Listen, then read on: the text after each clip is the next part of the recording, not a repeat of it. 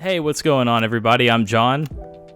And I'm Olivia. And you're watching Cine Park Rangers. And today we're talking about some stuff going on within the Disney parks. And Olivia's got a really fun list that we're going to work through, and I'm just going to let her go for it. Yeah, I've put together this list, and this is sort of like a state of the union between the Walt Disney World Resort and the Disneyland Resort. Of course, we were just talking about this before we hit record, but Disneyland has more going on than Walt Disney World, and we're constantly just a little disappointed about that. But there's still exciting stuff going on. So we'll start with the Disneyland stuff. Of course, the most exciting thing to me is that San Fransokyo is finally done, and that was a quick turnaround. I feel like they just announced that was going to be a thing. And I think that is a genius retheming. And they're constantly redoing that retheming, that genius retheming in that park. We saw that with Avengers Campus. We saw that with particularly Paradise Pier being turned into Pixar Pier. And I am very excited to see San Fransokyo in its entirety.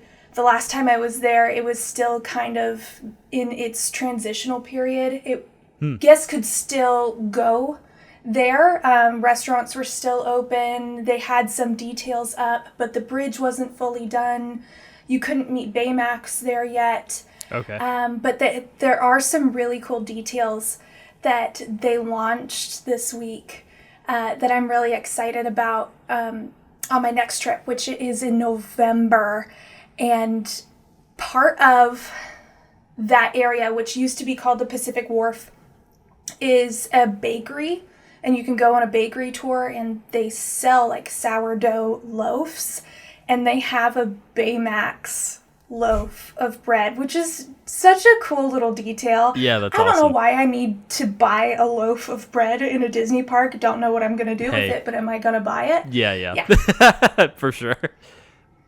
That's cool. So I guess for someone who doesn't know as much about, I've never been to Disneyland. So what is San Fransokyo? I remember hearing the name a while back, and I'm not quite as tapped into the park side of things. Definitely not as much as you are. So I wanted to sort of pick your brain about that one in particular, just because I'm not entirely sure what it is and what it means, and all that stuff.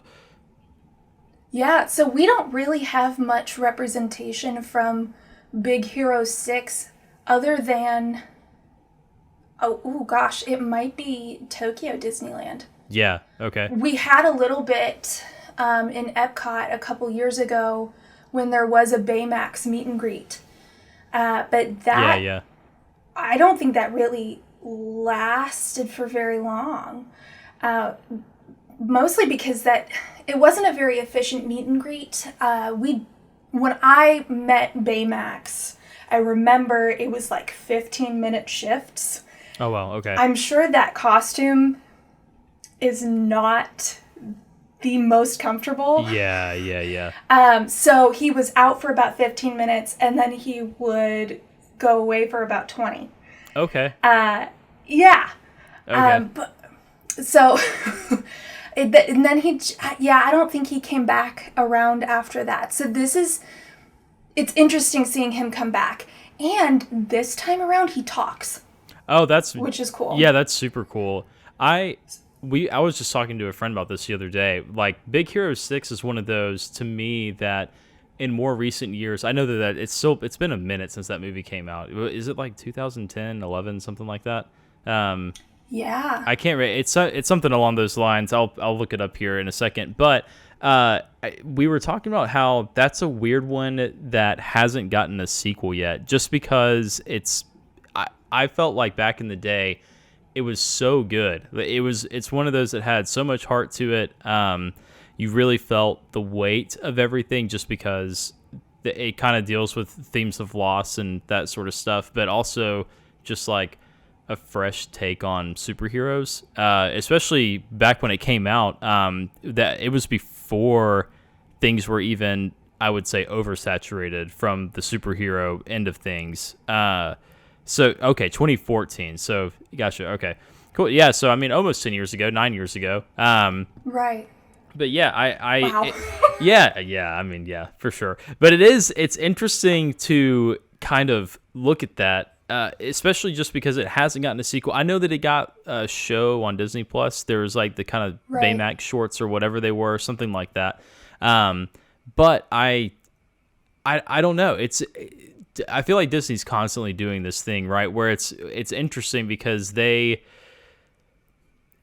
a lot of sequels that they do that I feel like maybe aren't necessarily, no one's necessarily clamoring for them, but they do them. And then also areas of the parks that are like, it feels like it's a forgotten IP, and all of a sudden it's like, okay, now there's San Fransokyo in Disneyland, which is great. I'm glad to see some freshness. Like that's really cool.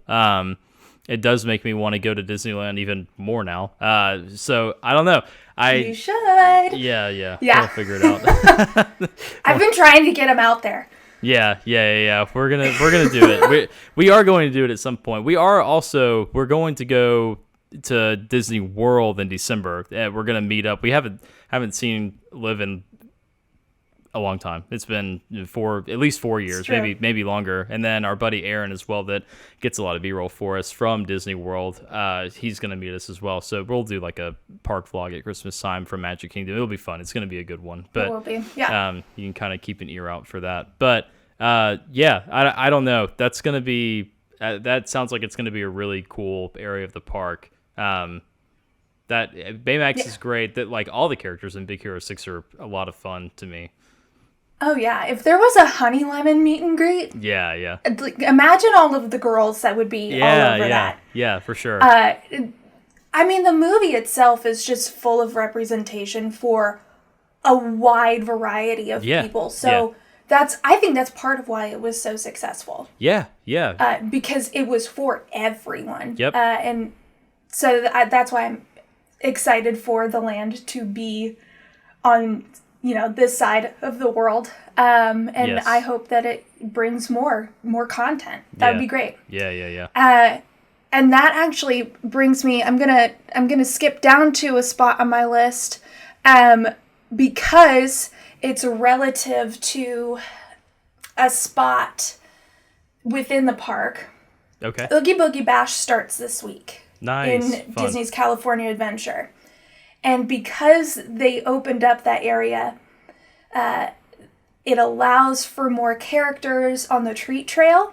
And Oogie Boogie Bash is their version of Mickey's Not So Scary Halloween Party. Yeah. Which is what we have in Walt Disney World. Yes. Except the difference that they have is they have like all of the villains are out. Oh, that's so where cool. You would get where you would get the candy, which is really cool. Yeah, that's awesome.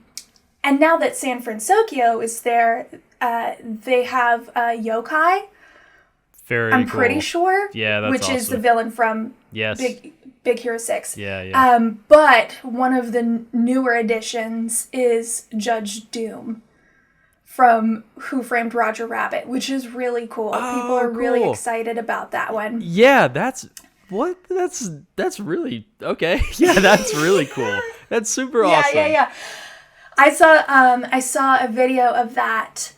I'm actually friends with some Disneyland cast members on Instagram, and so they had a cast preview last night, and so I saw footage of that, and it's pretty cool. Yeah, that's super even awesome. if you don't know that movie, it's still really fun to watch, and that's really one of the only resorts where you can get Roger Rabbit representation. I do think that there is some in Tokyo Disneyland because they do have the Roger Rabbit ride. Yes.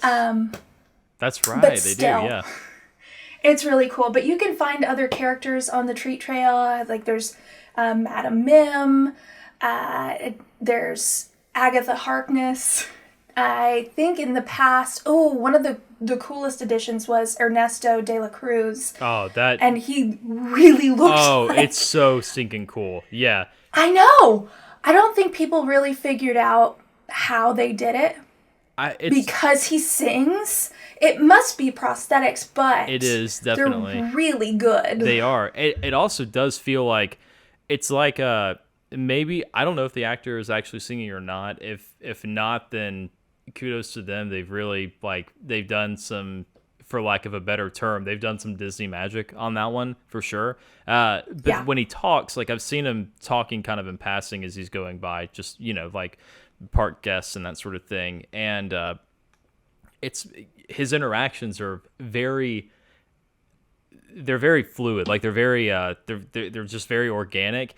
Sometimes with I'll just use Galaxy's Edge as an example. If you're walking past a stormtrooper or even Kylo Ren or whatever, they have sort of clearly pre-done kind of things that they can say or whatever. Oh yeah. His does not feel like that, which is cool. It's No. much more akin to if you were to meet one of the princesses or something like that. Mm-hmm.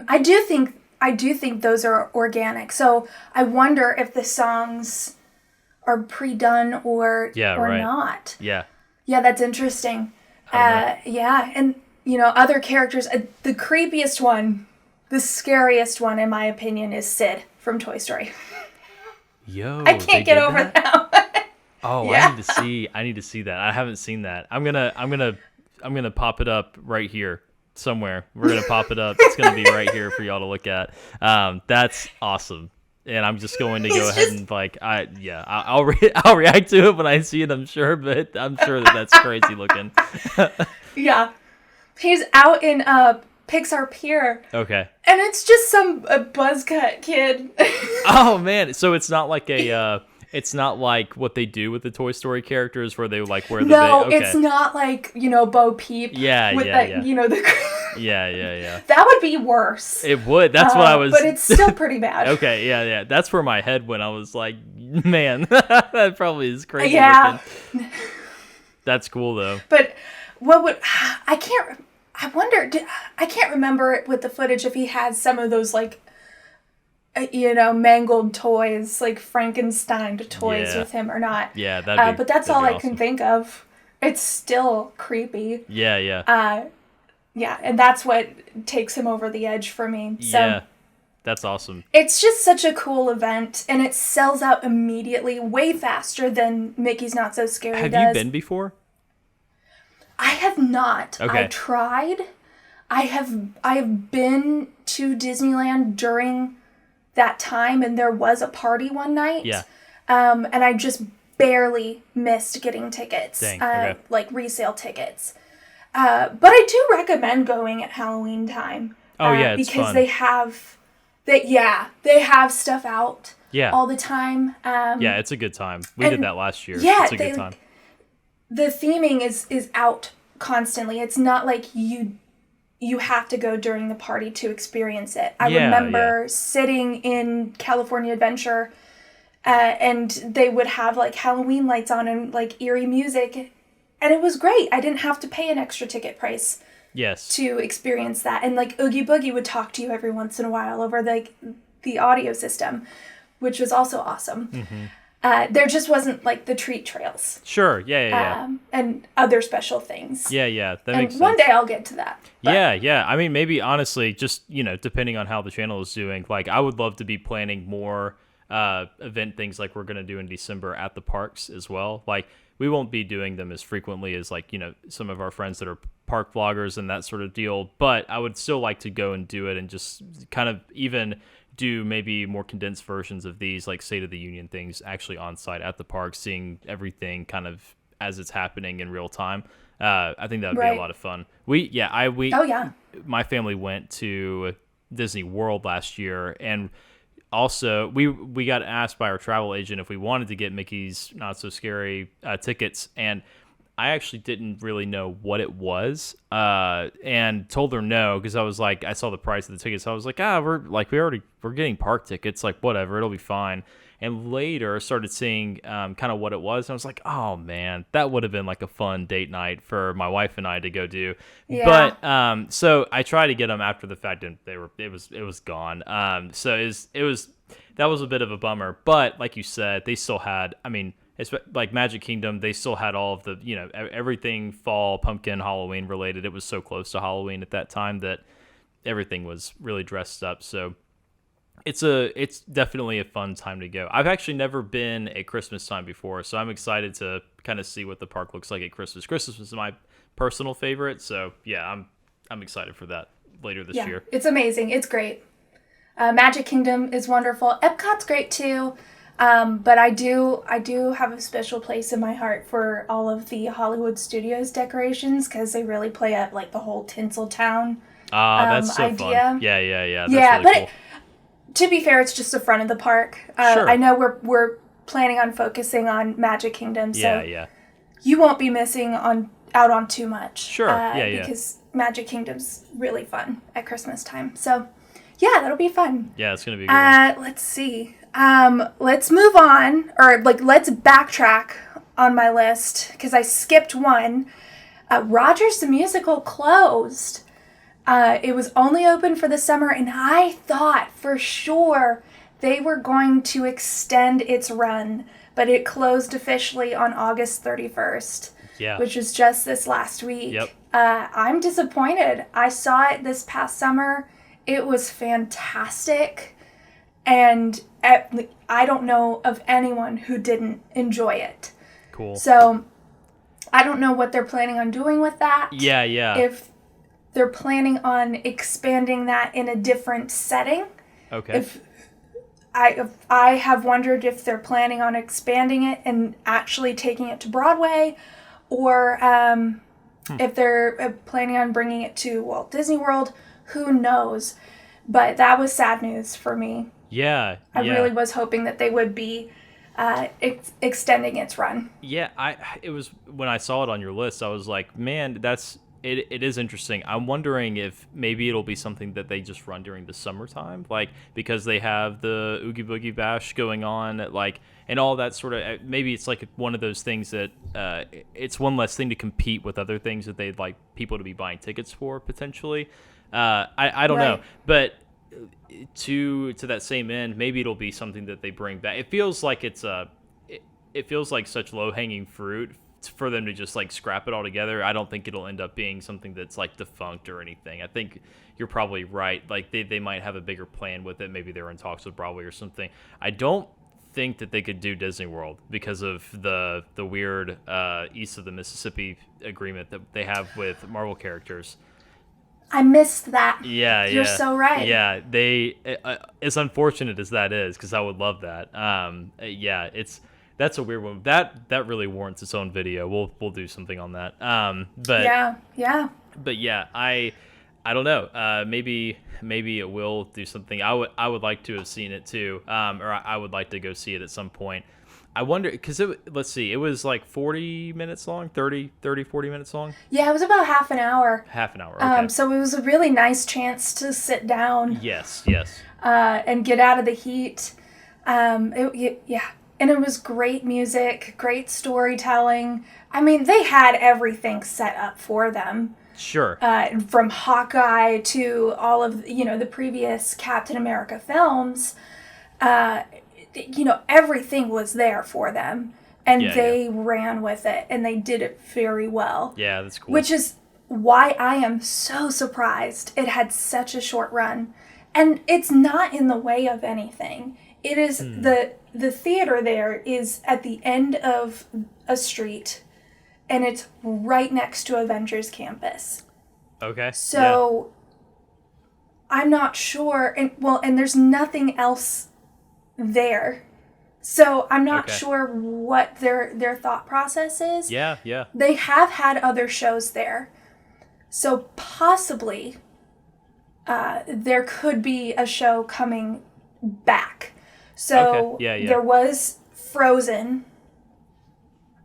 That's fine. They could bring that back.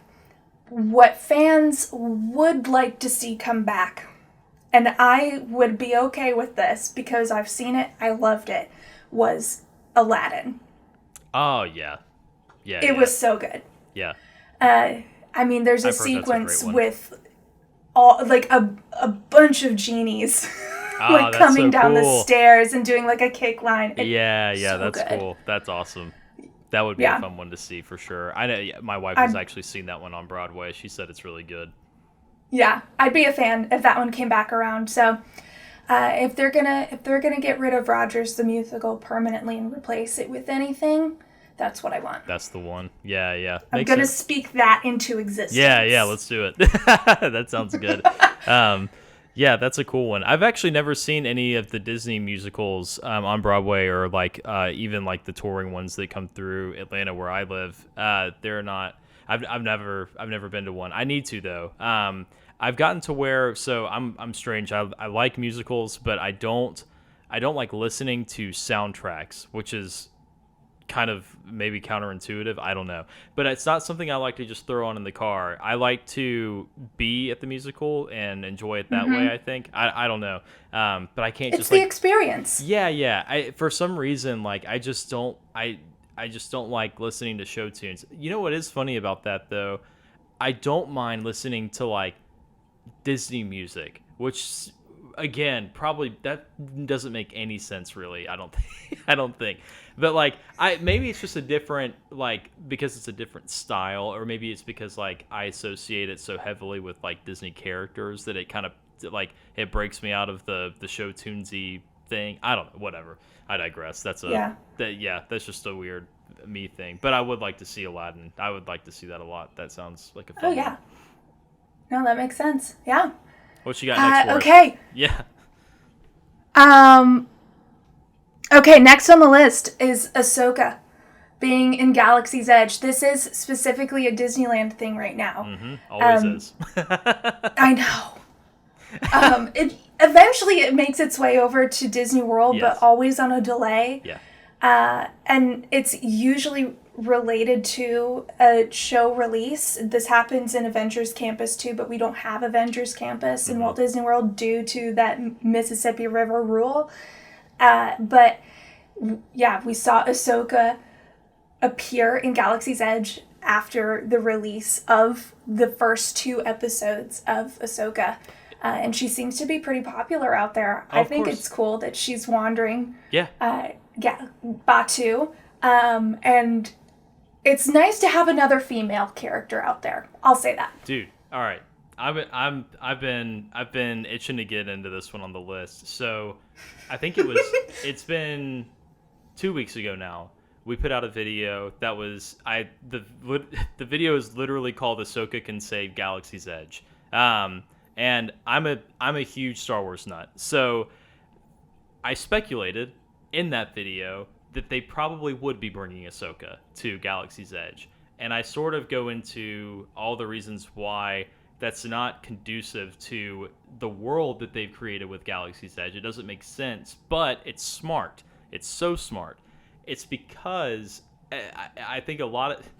It's just funny that this is happening almost immediately, like almost overnight. Let me just go ahead and echo your excitement, though. I've never been more thrilled to be correct about something. It's usually it's like, oh man, like we're predicting, I don't want to call it doom and gloom, but we're like, we're seeing writing on the wall that this isn't working out, like that Galactic Star Cruiser thing.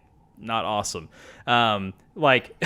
Especially when it comes to Star Wars stuff, there's a whole lot that's like, it's been mixed at best, and I would say pretty abysmally executed since Disney has acquired Lucasfilm. And it has nothing to do necessarily with the Star Wars itself. It has everything to do with just, I think, one of the larger problems that Disney has right now, which is just like pumping out content instead of focusing on pumping out quality content at a slower pace, which we get into in a lot of other videos, so I don't want to waste too much time on it. But the Ahsoka thing is so interesting because, again, it is, to me, it's writing on the wall for...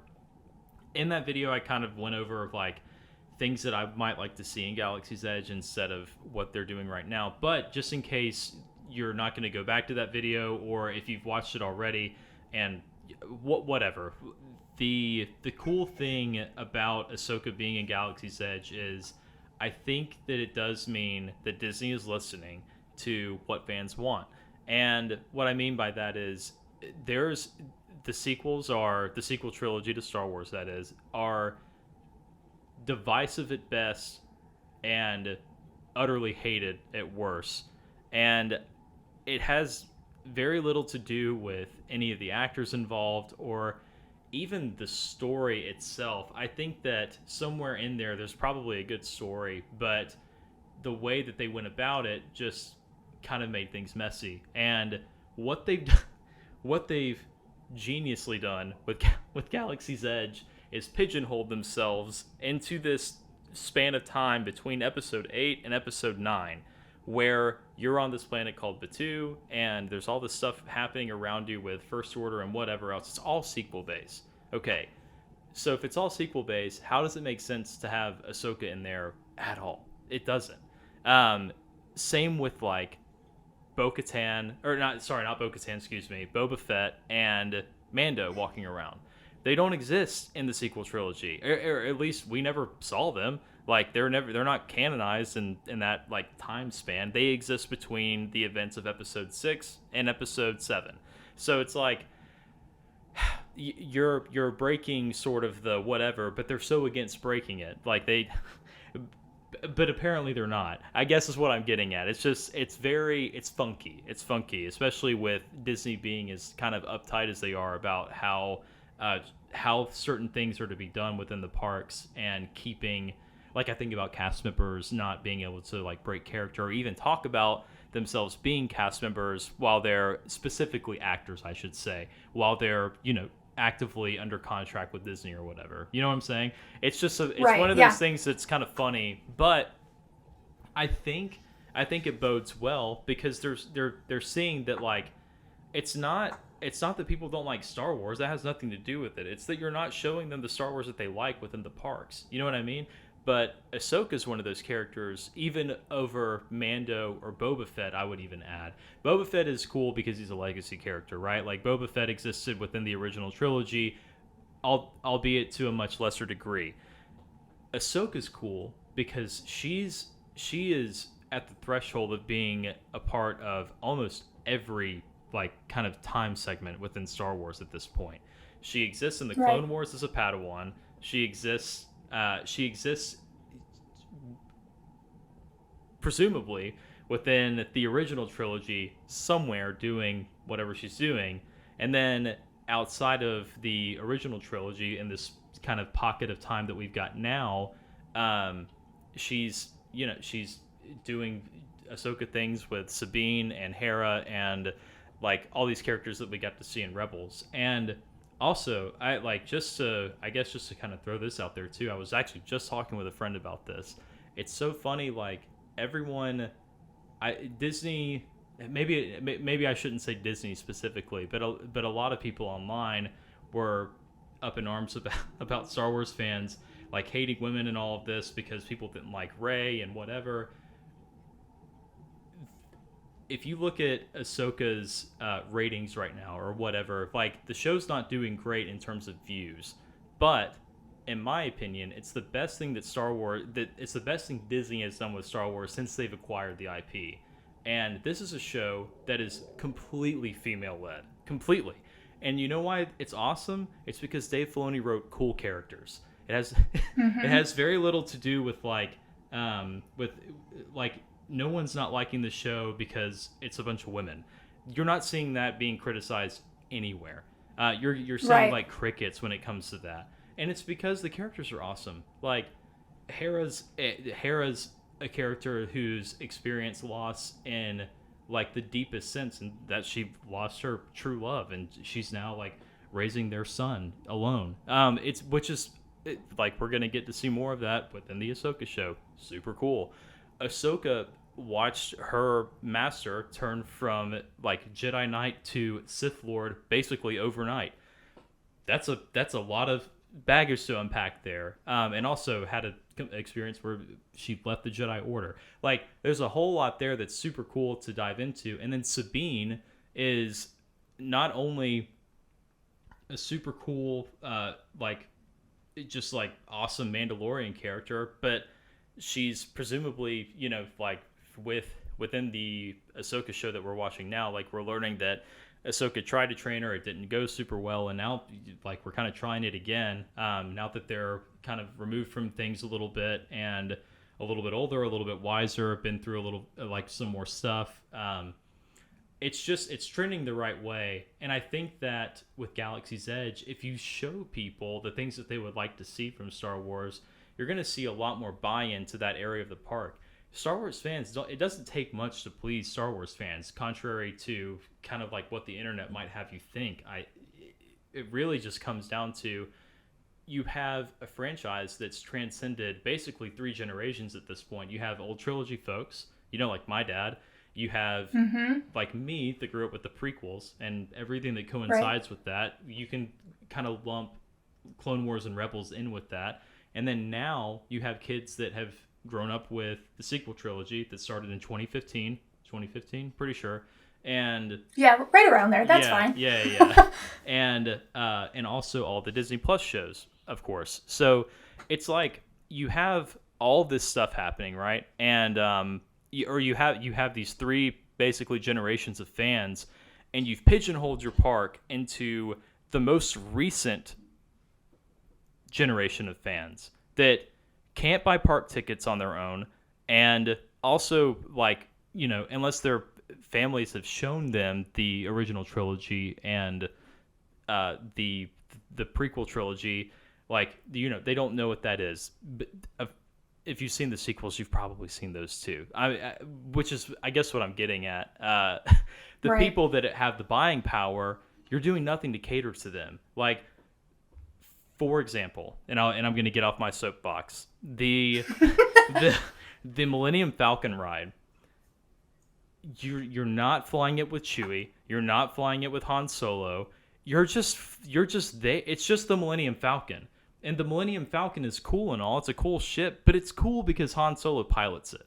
Like, you know what I'm saying? Like, it's such low-hanging fruit. Like, if you would do character meet and greets with Anakin and Obi-Wan in their like Jedi Knight uniforms in a certain area, and then do meet and greets with like Luke and Vader and Palpatine, like, all that is so that would go so far. And it's so it's like, it's not difficult to do. You know what I'm saying? I don't know. I go back and watch that video if you want to see kind of a more detailed rendition of everything I'm talking about. But I don't know. I think that it's neat to see Disney moving in a direction that's more conducive to probably what most of the fans would like to be seeing, if that makes sense. Yeah, absolutely it does. Yeah. I agree. They used to do stuff like that in Hollywood studios too. That before Galaxy's Edge existed, they had Star Wars weekends where they had super fun stuff like that, and people went crazy for it. Yes. So I don't know why they don't put those elements into Galaxy's Edge, because they knew that worked. It's bad leadership. At the end of the day, it just really is. Like, there's no other way to put it. And there are plenty of other folks that kind of like echo this, so I don't want to beat a dead horse, so to speak. But a lot of it really does come down to like Kathleen Kennedy had a lot of input on Galaxy's Edge, where she's not a park person. She shouldn't have had a lot of impact over Galaxy's Edge. They worked together, like her team and I guess the team of Imagineers that sort of got it off the ground to craft this thing. She wanted it to coincide with everything that Star Wars is doing moving forward. And it's like, that's great and all, but you have this rich history with Star Wars that spans 4 decades. Yeah. And it's like, what, you're just going to throw all that away? That's not smart. That's not, like, no other area of Disney does that. Like, that's kind of the magic of Disney, is being able to look back at things that Walt did over the years. It's I think even my reason for loving Disney the way that I love it has a lot to do with loving the history behind it all, and sort of the I don't know, just watching it go from what it was in the late 60s and 70s to what it was when I was growing up, and even to what it is now. And like what it is now isn't necessarily the most stellar thing. I think that we've kind of said that to death, and a lot of people say that to death at this point, but it's also not as bad as everyone says it is. Like going to the parks is still a blast. It's still fun. Like my family had a great time last year. Like it's not this like misery experience that some of these folks would like you to think that it is. But yeah, I don't know.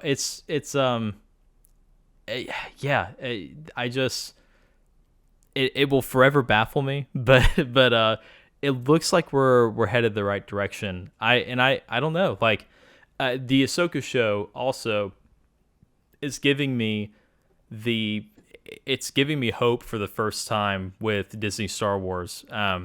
Mando sort of did it on the front end. You know, I enjoyed Mando for a bit.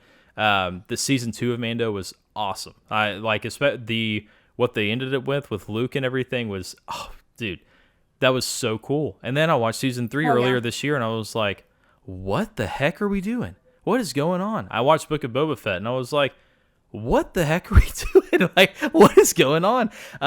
It's so funny to me too, because it's like, even within Boba Fett, like as boring as that show was to me, at the end they're like, here's Cad Bane. Remember Cad Bane, all you Clone Wars fans? And it's like, that's sick. Like you're gonna get us immediately. Make him the adversary for the whole show. Like what? Like it's not that hard. I don't know. Yeah. I digress though. I don't want to talk Star Wars to death. I feel like I'm wasting too much time with it. But at any rate, that's a good subject. And the next point I have on here is not a long one. It's the Haunted Mansion Holiday that opened on September 1st. Very cool. Which is a great time. It's fun for it's fun for all the Tim Burton lovers and Nightmare Before Christmas lovers. Yeah. So if you're interested in that, you should visit Disneyland Park and get on Haunted Mansion. Lines are long, so that's like a morning attraction, or you should invest in Genie Plus for the day and get a Lightning Lane reservation for that. But it's totally worth your time. I'm not a Nightmare Before Christmas person. That's right. But I highly recommend it, and it's totally worth going on. I will be riding it this year, probably multiple times. That's awesome. It's fantastic. I really want to do that too. That sounds like a fun one. Does that one run? It's fantastic. Does that one run through Christmas? It does. Okay, yes. Cool. That's awesome. Okay, so you get like a solid, like, what is that, 3-4 month chunk of time where it's that theme? Yeah. So I think they shut it down after the first of the year. Okay, to transition it back into Haunted Mansion. Yeah, cool. So it was closed for about half of August, and then they opened it on September 1st, and it'll be Haunted Mansion Holiday for the rest of the year. Nice. That's awesome. Yeah. Yeah, that's really fun. It's a pretty long run. Yeah, it's great. Super, super cool. There's changes coming to the Disney World Haunted Mansion as well, yeah? Yeah, so some of them are already present. Okay, cool. They updated Madame Leota a little bit. Her hair is different. Cool. I feel like her face is a little more clear to see. Oh, nice. I think there's a few more updates to the graveyard sequence. Fun. And now there is a curtain up where the Hatbox Ghost is going to be next to the endless hallway. Very nice. We're going to see that come up soon, which will be exciting. Yeah, well, I guess that'll probably be in place by the time we go in December. I would assume so. I can't imagine it would take too much to set up the Hatbox Ghost. Yeah, that's but pretty we'll fun. see. Disney World has taken its sweet time updating things. Yeah, definitely. Case in point, Walcott. Yeah.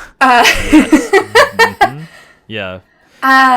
Then the last point for Disneyland Resort is Tiana's Palace is opening this week on September 7th. I'm very excited for this. This is a re-theme of a restaurant that was in New Orleans Square. Yeah. And it's a very worthy re-theme, as Disneyland tends to do, as I said earlier on this video.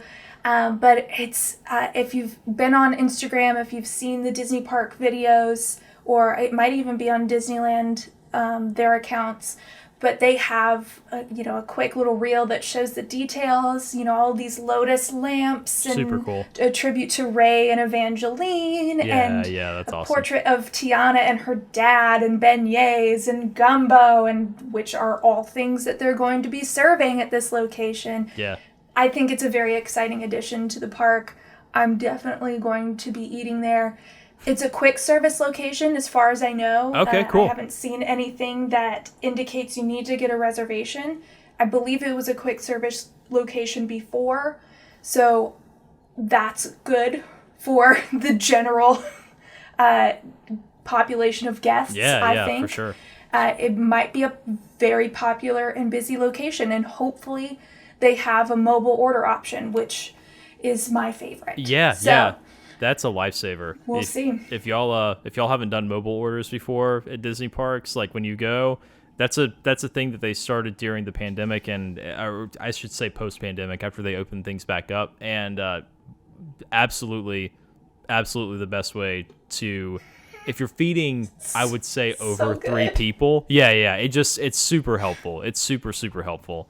But all that sounds amazing. I love any sort of like Cajun food, and beignets are amazing. I've been to New Orleans before, and Cafe du Monde is fantastic. So it's super fun. They do beignets and coffee. It's pretty much it. It's great. I'm excited. So I'll be checking that place out, and I will I'll report back. Yeah, I was about to say that'll be in November, so we'll see. Yeah. We need to get you to do like a little vloggy type thing while you're in the park. Oh, for sure. Yeah. Yeah, I'll get content. Yeah, it's gonna be good. All right, so let's move on to Walt Disney World. Let's do it. This list is significantly shorter. Yeah. It's so disappointing. It really is. For being Walt Disney World, like, locals, neither of us live in Florida, but it is significantly closer than Disneyland. Yeah, it certainly is. And we go far more frequently than Disneyland. Yeah. It is always more disappointing to have less updates. And for being a bigger resort. That's exactly what I was about to say. Yeah, you'd think that it might get more love just because of that. I think that maybe there's something to be said about Disneyland being the OG. Maybe it gets more love because of that. Maybe it's easier to maintain because it's smaller. I don't know. The fact remains though that Disney World does warrant some more love than it gets. That's kind of its own conversation, really. I think that there's probably an argument to be made that Disney really needs to separate. We were actually talking about this recently, I think it was with you and Aaron both, that we were kind of discussing how Disneyland probably could do well to be broken up into Disneyland. Disney in general could do well with being broken up into smaller sort of factions that, like, I'm sure this self-exists in some way at Disney right now, but where you have separation between movies and parks and all that sort of stuff. Because right now, the reality is, like, they're relying on, just because their movies are not making the money that they need to be making, they're relying on a lot of park income to fund these movies, but then the parks don't get love because the money that's coming from the parks isn't going back into the parks. So it's there's a lot to unpack there, and maybe we could do a separate video about that as well. But I digress. Let's get into what the changes at Disney World are coming. So let's see. Our first point here would be the previews of the Journey of Water started recently for cast members. And that means that some of the walls in Epcot have been coming down, which is exciting for that's cool. guests. We joke around a lot and call Epcot Walcott. Yeah.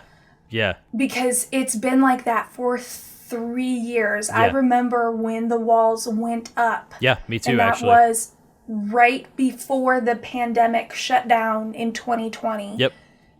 and they've been up since then. Yeah. And the front of the park feels very oppressive. Oh, yeah. It's, like, because you're just met with walls the whole way through until you get to World Showcase. You can't, you're forced to do this number instead of being, like, having any direct line wherever you'd like to go, which right.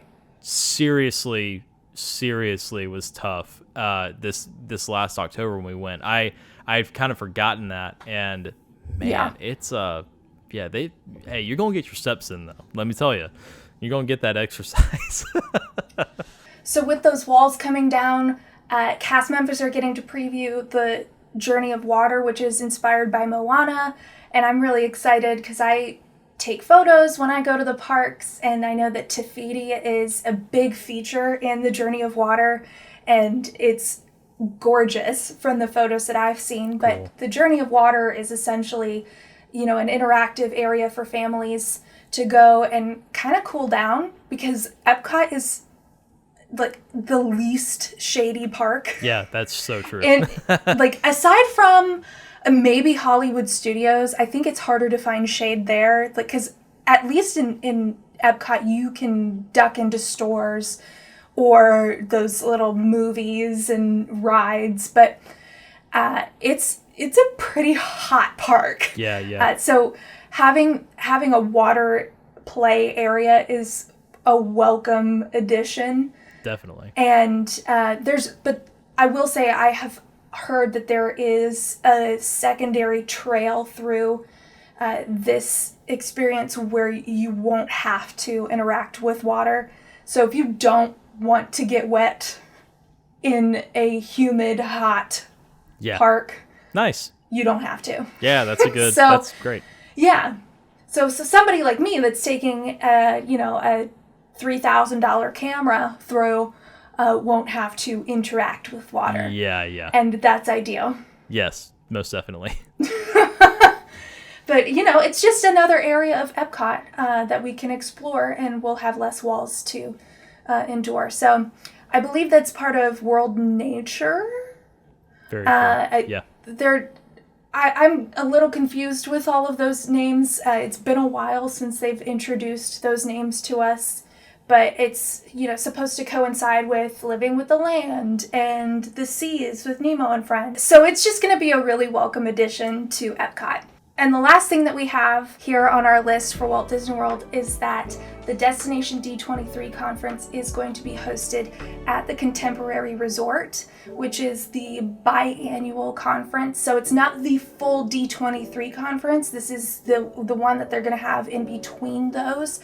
And so we will have park updates. That wasn't initially scheduled, but after some of the bad press that Disney was getting due to some of the SAG strikes and what Bob Iger was saying, they added a panel for parks, and I think that was very strategic. I will say that it was connected to those statements. We are going to get some information on the parks, and that's going to come on Saturday, September 9th, and we are very excited to tune into that. So that's coming next week. We're going to be paying attention. We'll come back to you with updates. Most definitely. And yeah, I'm looking forward to it. I definitely have some ideas of what that could entail, but I'm going to keep them to myself right now. We'll see. Perfect. We'll see if they come to fruition. Yeah, sounds great. Catch y'all on the next one.